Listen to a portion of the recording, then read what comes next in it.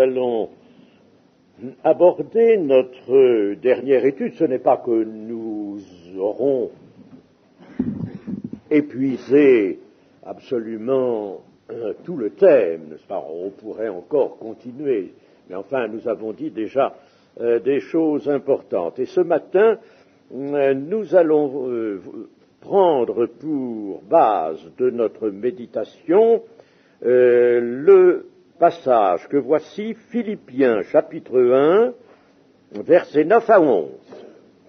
Philippiens chapitre 1, versets 9 à 11.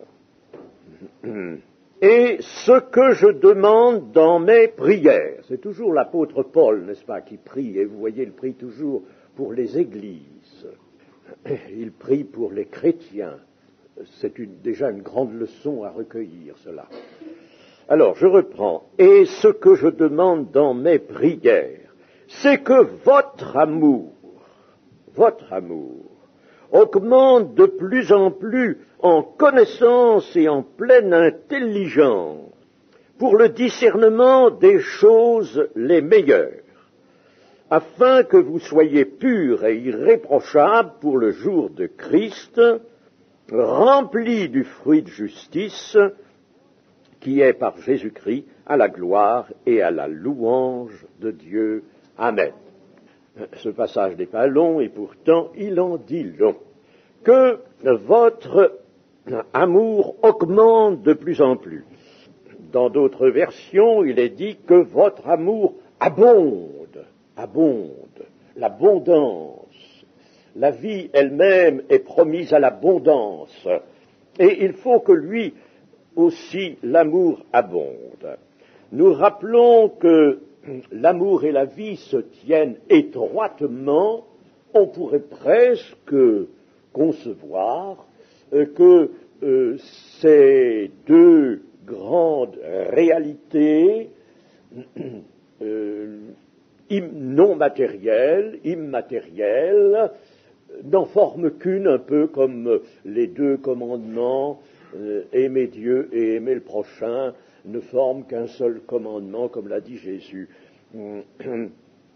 Nous pourrions voir les choses de cette manière. Si nous séparons l'amour de la vie, c'est qu'il faut les étudier. Mais il n'y a pas de vie sans cet amour divin, l'amour agapé, qui correspond au terme agapé, que vous entendez souvent prononcer.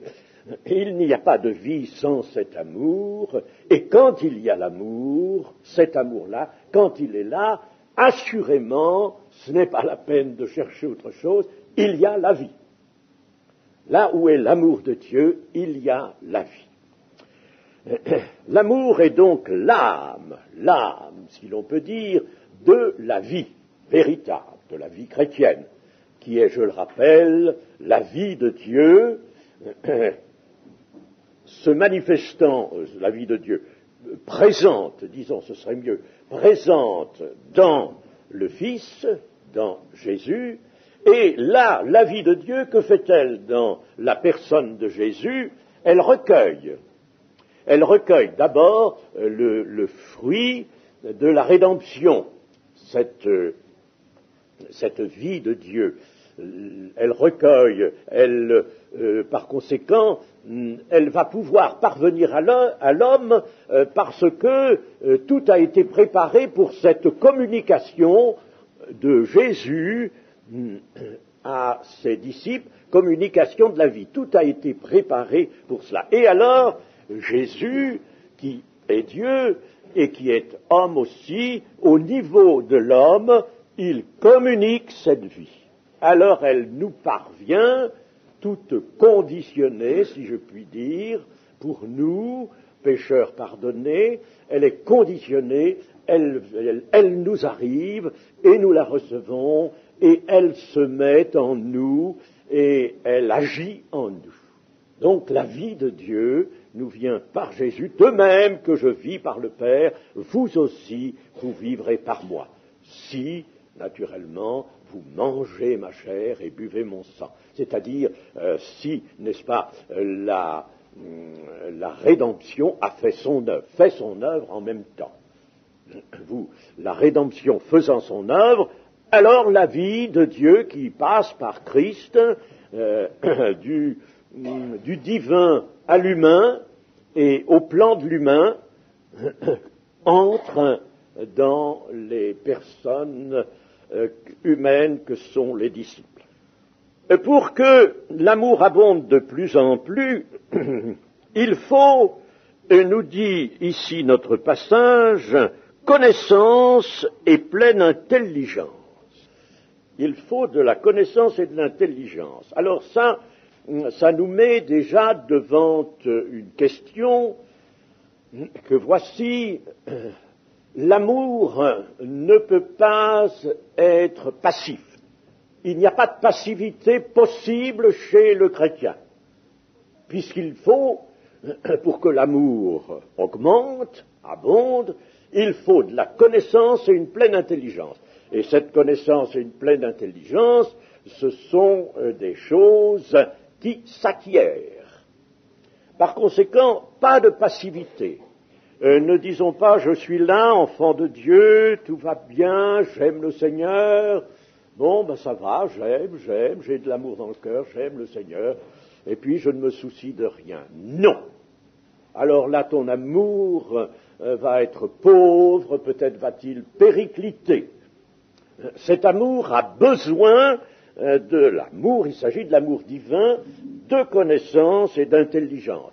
Le mot connaissance, déjà, va nous rappeler la relation, bien sûr, parce que connaissance, il y a deux sortes de connaissances, deux grandes sortes. Il y a la connaissance de Dieu et la connaissance de Jésus-Christ. Pierre y insiste beaucoup, connaissance de Dieu, connaissance de Jésus-Christ, et puis il y a la connaissance de la volonté de Dieu, connaissance de la volonté de Dieu. Et il faut aussi l'intelligence. En effet, nous allons bien comprendre la chose, parce que il nous apparaît que l'on ne peut pas vraiment aimer dans une demi-obscurité. On ne peut pas aimer dans une demi-obscurité. Par conséquent, il nous faut la lumière, et cette lumière elle-même nous amène à la notion de vérité implantée en nous. Attention, la vérité, ça n'est pas seulement ce qu'on peut expliquer, ce qu'on peut annoncer ou énoncer. Il y a les énonciations de la vérité que nous trouvons dans l'Écriture, et puis il y a la vérité qui vient se planter en nous, s'enraciner en nous. Et il y a cette vérité, par conséquent, qui, elle, entre dans la manifestation extérieure de la vie. Le Seigneur Jésus, il n'est pas resté comme une statue. Il n'est pas resté là ou assis sur un trône sans bouger, n'est-ce pas? Si ça avait été cela, eh bien, le Seigneur Jésus ne nous aurait pas communiqué, ne nous aurait pas révélé le Père, ne nous aurait pas révélé la vérité, n'aurait pas manifesté la vie. Hein, si je reste là sans bouger, si je ne fais rien, je ne peux pas manifester la vie. La parole, il a parlé, le Seigneur Jésus, il a eu cette fonction de prophète avec les deux autres fonctions de sacrificateur et de roi, mais il a eu cette fonction de prophète. Dieu a parlé en ces derniers temps par le Fils. Oui, mais plus que cela, n'est-ce pas, le Seigneur Jésus dira, croyez au moins à cause des œuvres que je fais. Et dans les œuvres, il incluait non pas seulement ces miracles, les choses qui frappent les guérisons, etc. Dans les œuvres, il montrait son comportement, son attitude devant tous les problèmes de l'existence, devant toutes les rencontres. Et alors, si bien que Jean, l'apôtre Jean, dans sa première épître, les 4 premiers versets, nous dit « Nous avons vu, nous avons entendu, nous avons touché, nos mains ont touché ce que, il ne dit pas celui que, ce que nous avons eu contact, en somme, avec quelque chose. » Et il dit « La vie a été manifestée en Jésus-Christ. » Jésus-Christ a manifesté cette vie véritable, cette vie parfaite, cette vie de Dieu, dans une existence d'homme, il l'a manifestée. Et c'est ce que Jean et d'autres avec lui étaient conscients d'avoir capté, d'avoir touché. Ils ont touché le Seigneur, mais non, ils ont touché le fait même d'une vie qui se manifeste. La vie s'est manifestée en Jésus-Christ, parce que Jésus-Christ, non seulement a parlé, il a agi, il a fait face à des situations, à des circonstances, et cela a manifesté la vie de Dieu. Comme c'est important. Méditez bien le début de la première épître de Jean, là. C'est excessivement précieux. Donc, j'en reviens à notre texte des Philippiens. Pour que l'amour abonde de plus en plus, il est indispensable qu'il y ait en nous un accroissement de connaissance et d'intelligence. Nous ne pouvons pas aimer dans une demi-obscurité. Plus la lumière se fera en nous, plus nous pourrons et mieux nous pourrons aimer. L'amour est l'associé de la vie, je l'ai assez dit, et par conséquent de la vérité, parce que la vérité, elle aussi, est indissociable de la vie. Il y a une chaîne là, n'est-ce pas? La justice, l'amour, la vérité, la vie et l'esprit, tout cela forme une chaîne indissociable. On ne peut rien retirer de cette chaîne, aucun maillon. Alors donc, il y a pour nous nécessité d'aller plus loin dans la connaissance de la vérité révélée. Et il y a nécessité de disposer d'une intelligence. Alors, cette intelligence, est-ce que c'est l'intelligence d'un tout le monde? Je veux dire par là que dans le monde actuel, il y a des intelligences, il y a des gens très intelligents et qui font des prouesses avec leur intelligence. La société humaine, par exemple, a fait des progrès, disons, a réalisé une avance, parce que le terme progrès, je m'en méfie. J'y crois pas, moi, au progrès du monde. C'est-à-dire, je ne crois pas au bienfait du progrès du monde. Progrès du monde, ça nous donne la bombe atomique et ça nous donne les fusées, etc., n'est-ce pas? Et puis tous les avions supersoniques qui vont transporter je ne sais quoi, n'est-ce pas? Ça, c'est le progrès. Alors, ça, je ne veux pas trop parler de progrès. Je veux dire les avances de la société dans la connaissance. Par exemple, la connaissance scientifique.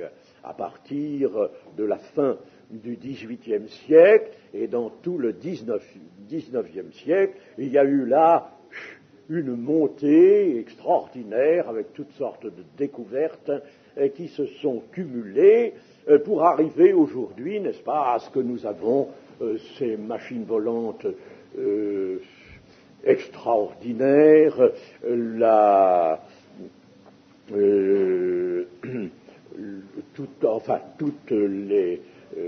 toutes les techniques modernes fantastiques, elles sont fantastiques, pourrait presque dire que ça tient même du prodige. L'électronique est une source de possibilités technologiques presque sans fin. Alors, on ne voit pas, n'est-ce pas, même comment ça pourrait se limiter. Les ordinateurs d'il y a peut-être simplement 7 ou 8 ans, sont des machines vétustes par rapport aux tout derniers ordinateurs que l'on produit maintenant. Et dans 10 ans, si nous sommes toujours là, oui, je suis pas sûr, dans 10 ans, n'est-ce pas, on ne sait pas encore quels sont les pas de géants que l'électronique aura encore réalisé. L'électronique est une source, par exemple, extraordinaire. J'en parle parce qu'évidemment, maintenant, l'électronique a donné naissance à des dérivés comme l'informatique, etc.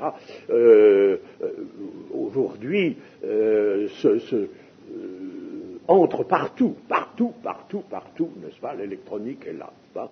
Bon, alors là, c'est extraordinaire parce que nous en arrivons à dire ceci, mais vraiment, les hommes sont intelligents. Que d'intelligence n'a-t-il pas fallu dépenser pour arriver à cela sur le plan des mathématiques, par exemple. Enfin, c'est quelque chose, les mathématiques. Ceux qui n'ont pas de disposition pour cela, n'est-ce pas, en savent quelque chose. Hein. Ils butent souvent là, dans les classes du baccalauréat, avec les mathématiques. Si ça rentre pas, eh bien, c'est difficile à faire pénétrer. Il vaut mieux faire autre chose. Eh bien, donc, il y a une intelligence. Quand on lit certains, aujourd'hui même, certains exposés scientifiques, eh bien, on s'aperçoit vraiment que l'esprit humain acquiert des possibilités d'investigation, d'imagination toujours plus poussées. Alors ça, c'est de l'intelligence. Oui. C'est l'intelligence qui provient naturellement de facultés que les hommes possèdent à des degrés divers. Ce sont des facultés, la faculté intelligence. Mais cette faculté-là est absolument zéro chez des personnes qui ne connaissent pas Dieu, est absolument nulle sur le plan de la connaissance spirituelle. La connaissance spirituelle, donc, va devoir utiliser l'intelligence, les facultés de l'intelligence humaine, les facultés, ce qui ne veut pas dire que celui qui a des facultés extrêmement brillantes va être un meilleur chrétien que les autres. Attention, c'est pas vrai, ce sera quelquefois l'inverse. Mais ce sera même assez souvent l'inverse. Bon, mais je veux dire que tout de même, l'intelligence, les facultés d'intelligence qui sont dans l'homme vont servir, mais chez le chrétien, elles vont être mobilisées, et il faut qu'elles soient mobilisées pour devenir vraiment l'intelligence spirituelle. L'apôtre Paul, dans les Colossiens, ajoute bien au terme intelligence et sagesse le qualificatif spirituel. Et quand nous consultons le livre de Job, par exemple, nous nous apercevons que la source de l'intelligence, de cette intelligence-là, n'est pas sur la terre, elle est dans le ciel. Et quand aussi nous relisons un peu, nous l'avons déjà fait, mais le début de la première épître aux Corinthiens, c'est-à-dire son chapitre 2, 1 Corinthiens chapitre 2, alors là nous comprenons qu'il y a à faire une différenciation entre les facultés que les hommes, ignorants de Dieu, ignorants et coupés de Dieu peuvent utiliser, et c'est cette intelligence qui permet, elle, au contraire, de connaître les choses de Dieu. Je lis dans 1 Corinthiens chapitre 2, à nouveau, ceci, au verset 6, « Cependant, c'est une sagesse que nous prêchons parmi les parfaits, sagesse qui n'est pas de ce siècle, ni des chefs de ce siècle, qui vont être anéantis, c'est-à-dire ceux qui se cramponnent au siècle, qui veulent être les sages de ce monde. Alors, sagesse qui n'est pas de ce siècle, ni des chefs de ce siècle, qui vont être anéantis, nous prêchons la sagesse de Dieu mystérieuse et cachée, que Dieu, avant les siècles, avait destinée pour notre gloire. Sagesse qu'aucun des chefs de ce siècle n'a connue. Qu'aucun des chefs de ce siècle, c'est-à-dire des grosses têtes, aujourd'hui on dit ça, n'est-ce pas? Les grosses têtes de ce siècle n'a connu, car s'ils l'eussent connu, ils n'auraient pas crucifié le Seigneur de gloire. Et aujourd'hui, ils ne mettraient pas la vérité en captivité, en prison. Ils ne feraient pas ça. Et moi, j'ai toujours été vraiment, alors là, ébahi, littéralement, devant l'ignorance de personnes très cultivées en matière de science, hein, concernant les choses révélées, concernant même simplement disons, le fait de la création, hein, concernant cela. Ils peuvent, on les sent vraiment, mais fermés, des gens qui ont fait des études très hautes, très poussées, qui même interviennent toujours dans la recherche scientifique, et qui, dès qu'on aborde alors le sujet de Dieu, de la création, de l'existence du monde, etc., vous sortent les bêtises les plus énormes. N'est-ce pas? Les plus énormes. Moi, j'ai entendu un homme qui est formidable, qui était formidable précisément dans la recherche scientifique, et au sujet, par exemple, de la création, eh bien, il m'a affirmé que le hasard est avec la fameuse nécessité, n'est-ce pas? Une nécessité, ils ne savent pas ce que c'est, d'ailleurs. Des scientifiques, ils parlent de nécessité, ils ne savent pas ce que c'est. Ils ne savent pas ce que c'est. Alors, ils vous parlent de nécessité, de hasard. Voilà comment la vie est apparue sur la Terre. Mais le hasard, c'est pas possible, voyons. On en a parlé, on en a discuté. Et cependant, ils s'y cramponnent. Alors que un savant russe, lui-même, un savant russe, qui pourtant est tenu à rester fidèle au marxisme léniniste, hein, Oparine, dont des ouvrages ont été traduits en français, un grand biologiste, lui-même, il a rejeté le hasard. Il a rejeté le hasard comme facteur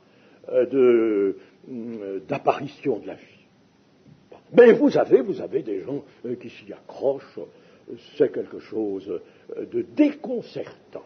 On voit, c'est là, n'est-ce pas, que l'on voit vraiment le départ qu'il faut faire, la différence qu'il faut faire entre l'intelligence qui travaille dans l'avancement, disons, des sciences et des technologies, et puis cette intelligence dont nous parle ici le Saint-Livre. Donc, si je me suis étendu un petit peu sur ce point-là, c'est pour que vous sachiez bien, n'est-ce pas, faire la différence entre intelligence et intelligence spirituelle. Dieu nous a donné sa parole écrite et il nous a donné le Saint-Esprit. N'oublions jamais que Dieu nous donne le Saint-Esprit et la parole écrite. Il ne peut pas simplement nous donner ce livre et puis nous dire « débrouillez-vous avec ça », n'est-ce pas? Il nous faut l'éclairage. Il nous faut l'éclairage. Quand nous lisons la Bible, il faut une lampe. Si nous sommes le soir, il faut une lampe. Eh bien, il faut plus qu'une lampe, il faut le Saint-Esprit. Donc, Dieu nous a donné sa parole et le Saint-Esprit pour nous éclairer et pour nous conduire dans toute la vérité. C'est ce que le Seigneur Jésus a bien spécifié. Et alors, je vais prendre un verset de Jean, chapitre 14 et verset 17. Voici ce que dit, je vais prendre au verset 15 même, 14, verset 15. Si vous m'aimez, gardez mes commandements, et moi je prierai le Père, et il vous donnera un autre consolateur, afin qu'il demeure éternellement avec vous, l'Esprit de vérité, que le monde ne peut recevoir. Ah, ça c'est vrai, vraiment, n'est-ce pas? C'est vrai, je veux dire, l'expérience nous le montre. Que l'Esprit de vérité que le monde ne peut recevoir, parce qu'il ne le voit point et ne le connaît point. Mais vous le connaissez, et il demeure avec vous, et il sera en vous. Je ne vous laisserai pas orphelin, je viendrai à vous. Voilà déjà quelque chose que nous dit là le Seigneur Jésus, le Saint-Esprit sera en vous. Et alors, je voudrais lire aussi, toujours dans l'évangile de Jean, au chapitre 16, au verset 12, et au verset 12. Chapitre 16, verset 12. J'ai encore beaucoup de choses à vous dire. Seigneur Jésus, voyez, voilà, déclare cela à ses disciples. J'ai encore beaucoup de choses à vous dire, mais vous ne pouvez pas les porter maintenant. Vous ne pouvez pas les porter. Quand le Consolateur sera venu, l'Esprit de vérité, il vous conduira dans toute la vérité, car il ne parlera pas de lui-même, mais il dira tout ce qu'il aura entendu, et il vous annoncera les choses à venir. Il me glorifiera parce qu'il prendra de ce qui est à moi, et vous l'annoncera. Tout ce que le Père a est à moi, c'est pourquoi j'ai dit qu'il prend de ce qui est à moi, et qu'il vous l'annoncera. Ainsi donc, le Seigneur Jésus nous dit que l'Esprit de vérité va nous conduire dans toute la vérité, non pas pour rappeler, comme certains commentateurs ont voulu le dire, n'est-ce pas, c'est d'évaluer vraiment un texte, une déclaration magnifique de la parole que de dire cela. Ce n'est pas seulement pour rafraîchir la mémoire des apôtres, c'est pas cela. Il nous est dit qu'il y a encore beaucoup de choses à dire, mais qu'il n'est pas possible de les porter. Et il sera possible maintenant, disait-il.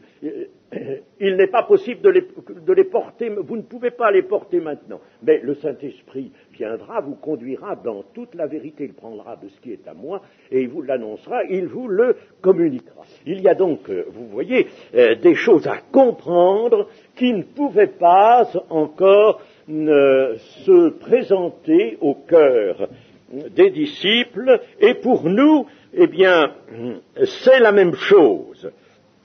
C'est la même chose. Avant de recevoir l'Esprit de vérité, les apôtres du Seigneur ne pouvaient pas porter, c'est-à-dire ne pouvaient pas recevoir, ils ne pouvaient pas comprendre, ils ne pouvaient pas assimiler certains enseignements que le Seigneur leur destinait. Il leur destinait encore des choses et ils ne pouvaient pas les comprendre, les assimiler. Mais le Saint-Esprit est venu, la Pentecôte a été là, ça a été l'ouverture du temps de l'Église, et maintenant, par le ministère du Saint-Esprit, nous pouvons recevoir et comprendre ces choses dont a parlé le Seigneur. Maintenant, elles sont disponibles, elles sont à nous, elles sont là. Alors, il faut absolument les recevoir. Il faut que nous les recevions. Pour cela, il faut méditer, mais rappelons-nous aussi que l'apôtre Paul, dans le passage que nous avions tout à l'heure, que je n'ai pas continué à lire, au chapitre 2 de 1 Corinthiens, là, l'apôtre Paul, n'est-ce pas, nous dit que le Saint-Esprit nous conduira dans toutes les profondeurs de Dieu. Nous-mêmes, aujourd'hui, par conséquent, nous ne pouvons pas porter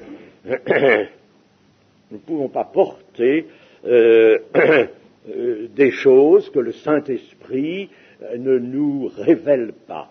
Le mot révéler figure dans le passage de 1 Corinthiens 2, n'est-ce pas, le Saint-Esprit nous révèle. Paul reprend aussi ce besoin de révélation.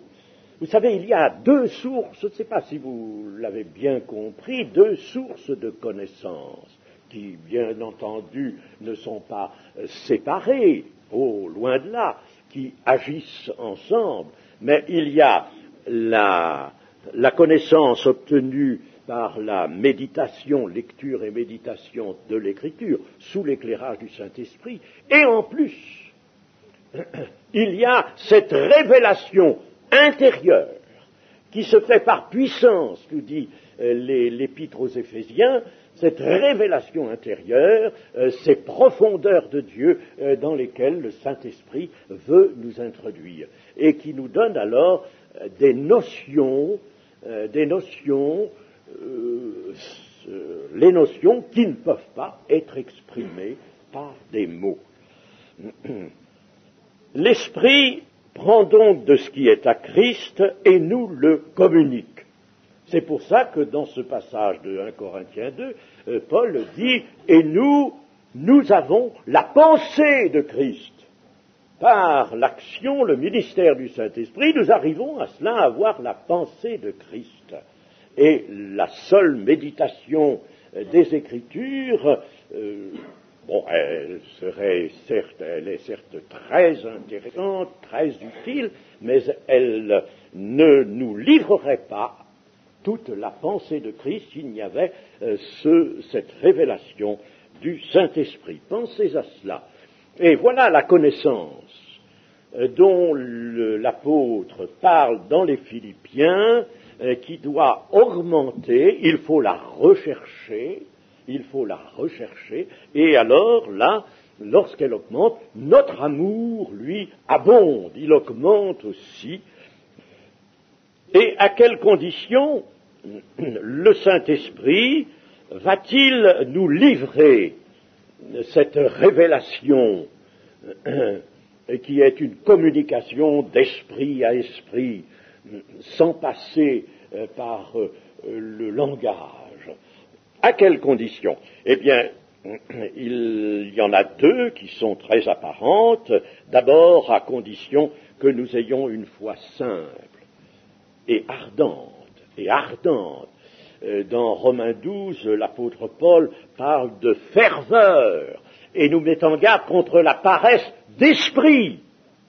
S'il y a la paresse d'esprit, la connaissance ne va pas augmenter. Paresse d'esprit. Alors ça, il faut combattre ça, éliminer ça, et puis il nous faut beaucoup de ferveur. Une foi simple, ardente, toujours en quête de savoir et de comprendre. Pas pour satisfaire la petite curiosité humaine, n'est-ce pas? Celle-là, mettez-la dans les choses crucifiées, cette curiosité. Il ne s'agit pas de curiosité, il s'agit, n'est-ce pas, de pénétrer toujours plus avant dans la lumière de Christ. Donc, une foi simple, ardente, non paresseuse, non retenue par la paresse, et toujours en quête de savoir. Et puis, aussi, un cœur d'enfant qui ne raisonne pas. Cela, le Seigneur l'a dit, c'est dans Matthieu 11, c'est dans Luc 10. Je te loue, Père, de ce que tu as révélé ces choses aux sages et aux intelligents. Non, tu les as cachés à ceux-là, les sages et les intelligents, et tu les as révélés aux petits-enfants. Et les petits-enfants, ce sont ceux qui précisément ont un cœur d'enfant. Si vous ne vous convertissez, a dit le Seigneur à ses disciples, si vous ne vous convertissez et ne devenez comme ce petit enfant, vous n'entrerez pas dans le royaume des cieux. Terrible ça, c'est terrible. Si vous ne vous convertissez vraiment, les raisonneurs, ils raisonnaient eux aussi. Nous aussi, nous sommes enclins à raisonner. Il ne faut absolument pas. Et ceux qui ont fait des études un peu poussées, quelquefois même, il suffit des études secondaires pour nous amener, nous jeter dans le piège intellectuel. Attention à cela. Vous savez, je connais encore bien des chrétiens qui disposent d'une culture très poussée. Hein, ce sont même des intellectuels. Mais, quelle difficulté n'a-t-on pas avec eux pour les faire sortir de cette manie de tout analyser, raisonner, comme les choses de l'existence, comme les choses de la terre, les choses de l'homme. C'est très difficile. Il y en a un que je connais bien, je vois quelquefois. Je suis obligé chaque fois, très gentiment, bien sûr, n'est-ce pas, de le reprendre, de leur dire, écoutez, là, vous voilà encore repartis, n'est-ce pas, avec vos analyses, elles sont peut-être très savantes, vous pourriez écrire un bouquin là-dessus. Ça pourrait intéresser les gens qui se complaisent dans les idées. Mais redescendez de ce piédestal et puis examinez les choses avec la foi simple. Laissez vos raisonnements de côté. Alors, à ces conditions-là, si nous sommes comme les petits-enfants, alors le Seigneur Jésus-Christ va nous faire connaître les choses cachées, et mieux, il va nous révéler le Père. Il va nous révéler, parce qu'il le révèle. Personne ne connaît le Père si ce n'est le Fils, et celui à qui le Fils veut le révéler, il va nous révéler donc le Père. C'est-à-dire que nous allons avoir une connaissance intérieure de Dieu de plus en plus magnifique, grande. Alors là c'est super. Et notre amour va grandir, et notre amour va abonder. Et alors, notre texte dit ceci, qu'il faut que l'amour augmente de plus en plus en connaissance et en pleine intelligence pour le discernement des choses les meilleures. Pour le discernement des choses les meilleures.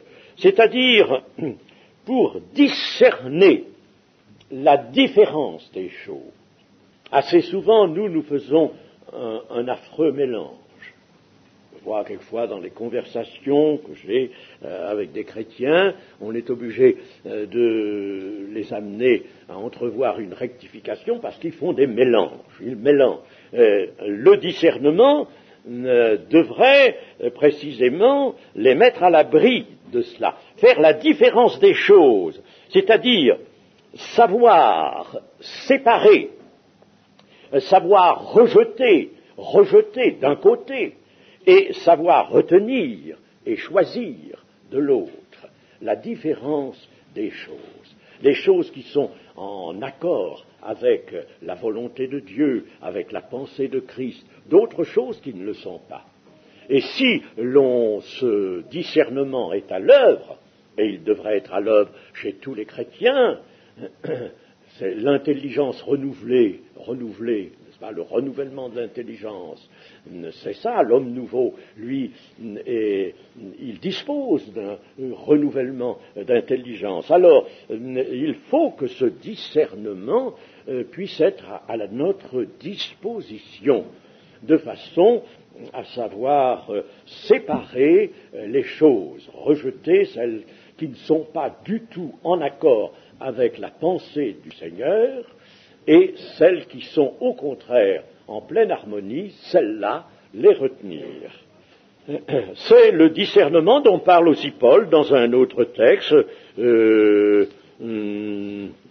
dans Romains 12, pas toujours, il y a un beau passage là dans Romains 12, verset 2, ne vous conformez pas au siècle présent, mais soyez transformés par le renouvellement de l'intelligence, afin que vous discerniez quelle est la volonté de Dieu, ce qui est bon, agréable et parfait. Attention de ne pas commettre une erreur là du texte, de l'interprétation du texte. Quelle est la volonté de Dieu? Et souvent on se dit, la volonté de Dieu, elle est bonne, agréable et parfaite. Non, c'est pas ça que veut dire le texte. Il veut dire de discerner quelle est la volonté de Dieu. Hein? Et alors, là, vous aurez discerné des choses qui sont bonnes. Vous aurez fait la différence entre les choses à rejeter et les choses à garder, des choses qui seront bonnes, qui seront agréables et qui seront parfaites, c'est-à-dire qui s'assortiront à l'enseignement d'ensemble des Écritures. Le discernement. Ce discernement, notons-le bien, fait défaut souvent dans nos rangs. Il fait défaut parce qu'on n'y a pas apporté l'attention qu'il fallait. C'est pour ça que ce matin, j'y insiste. Ce discernement, il nous le faut. Il vous le faut. Il le faut à tout le monde. Et tout le monde peut l'obtenir. Il nous faut ce discernement. Ce n'est pas une question de faculté d'intelligence, faculté humaine. Je n'ai pas le temps ici de répondre à une préoccupation qui s'est fait jour. D'ailleurs, parmi vous, il y a quelqu'un qui m'a parlé de la mort et du cerveau et de ce que devenait le chrétien lorsqu'il meurt. Son cerveau, évidemment, c'est un organe, il est fait de matière et il est appelé à mourir aussi. Alors, que se passe-t-il, n'est-ce pas, par le moyen du cerveau que nous pensons? Vous ne connaissez pas Baruch, c'est un professeur de psychiatrie. Il doit être âgé, le brave homme, mais je ne sais pas où il est maintenant, mais enfin, disons, il était membre de l'Académie de médecine, professeur de psychiatrie, il a fait beaucoup de travaux. C'est un juif, Henri Baruch. Et lui a mis en évidence ce qu'il a appelé la personnalité. Il a bien dit aussi qu'il s'agissait d'esprit, hein, et il a dit que les maladies mentales, et des maladies mentales excessivement graves, ne supprimaient pas cette personnalité. Pas plus que la mort ne peut la supprimer. Bon, c'était une parenthèse, refermons la parenthèse. Vous voyez qu'il y a des problèmes tout de même qu'il serait intéressant d'élucider, mais enfin, nous n'en avons pas maintenant le temps. Mais, de tout sens, attention, n'est-ce pas, ce que nous préparons, nous faisons, puisque nous nous préparons pour entrer dans le royaume des cieux, n'est pas simplement le fait de la partie physique de notre être, mais il y a au contraire, n'est-ce pas, une partie qui, elle, est tout à fait spirituelle, c'est l'esprit. Et alors, il faut du discernement. Il importe de voir clair. Il faut que nous voyions clair. Il faut que nous voyions juste. Et cela, bien sûr, dans l'existence journalière, non pas du fait de notre faculté à bien analyser les choses, etc., sous un jour purement humain, avec les moyens de pensée purement humains, mais il s'agit là, par discernement spirituel, de voir clair et juste dans l'existence journalière face à toutes les circonstances et à toutes les situations. Notre marche chrétienne, cela consiste à avancer dans le temps. Nous avançons dans le temps et nous nous trouvons toujours face à des circonstances nouvelles, face à des personnes qui nous parlent, face à des problèmes. Et alors c'est là, devant ces problèmes, ces situations, ces circonstances, il faut que nous nous manifestions en chrétiens, en enfants de Dieu, c'est-à-dire que nous puissions là mettre vraiment en œuvre les principes évangéliques. Alors c'est là qu'il faut vraiment un discernement. Et alors notre texte de Philippiens termine en nous disant ceci, le but donc, afin que vous soyez purs et irréprochables pour le jour de Christ rempli du fruit de justice qui est par Jésus-Christ à la gloire et à la louange de Dieu. Purs et irréprochables. Il faut que vous soyez purs et irréprochables pour le jour de Christ. Le jour de Christ, notez, indépendamment de ce jour eschatologique qui est annoncé, il y a aussi le dernier jour de notre présence sur la terre. À ce moment-là, c'est fini, notre expérience sur la terre se termine, et il faut bien qu'à ce moment-là, nous soyons trouvés purs et irréprochables. Il y a aussi dans un autre texte irrépréhensible. Alors qu'est-ce que cela veut dire? Pur. Alors tout de suite, certains réagissent en disant « Oh, pur, c'est pas possible ça. Pas possible. Il faudrait être saint, vraiment un saint. » Non, c'est pas ça. C'est pas ça. Comprenons ce que veut dire pur dans l'Écriture. Pur veut dire sans partage, sans mélange. Ça ne veut pas dire sans accident. Les accidents, les chutes par exemple, le péché éventuel qu'il s'agit de porter à la croix, n'est-ce pas? Bon, ça peut se produire même chez ceux qui ont un cœur pur. Mais le cœur pur, c'est un cœur transparent. Comment dit-on qu'une eau est pure, par exemple un ruisseau, n'est-ce pas? Quand on regarde, on voit tout ce qu'il y a dans le fond.